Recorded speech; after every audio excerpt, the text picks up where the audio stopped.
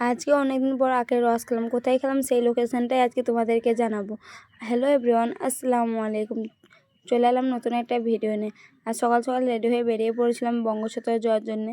আর এখানে দেখে একটা কাকা আচার বেচতে দিয়েছে, তাই আচার নিয়ে নিয়েছিলাম আমি আর আমার ছোটো বোন। তাই আমরা আচারটা খেতে খেতে যাচ্ছিলাম, কারণ টোটো পাইনি সেই জন্যে। তারপর কিছুটা রাস্তা হাঁটার পর তারপর টোটো পেয়েছি আমরা।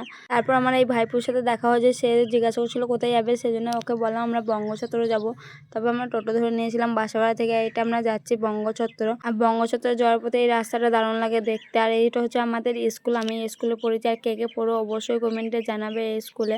তারপর আমরা টোটো থেকে নেমে পড়ি বঙ্গোপসাগর ব্যাংকে যাওয়ার জন্য, কারণ ছোটো বোনের ব্যাংকে বইটা বন্ধ হয়ে গেছে সেই জন্যে। এখানে ছোটো বোনের ব্যাংকে বইটা কেন বন্ধ হয়েছে সেই জন্যই যাওয়া। এখানে জিজ্ঞাসা করে তারপর আমি বেরিয়ে চলে আসি। তবে বাড়ি থেকে চিড়ি নিয়ে গেছিলাম, তাই সেই চিড়িটা খেতে খেতে চলে আসি নওদার ক্যালেন ব্রিজ অবধি। এখানে দেখে একটা কাকা আখের রস বিক্রি করছে, তাই ছোটো বোন বললো খাবো, তাই বললাম চো খাওয়া যাক আখের রস। আমিও অনেকদিন খাই নাই, আজকে খাওয়া যাবে। আর কাকাটা খুবই ভালো। প্রথমে আমাদের এখানে 1 গ্লাস করে দিয়েছিল, 1 গ্লাসেই 10 টাকা, কিন্তু আমাদের এখানে আবার একবার দিয়েছিল।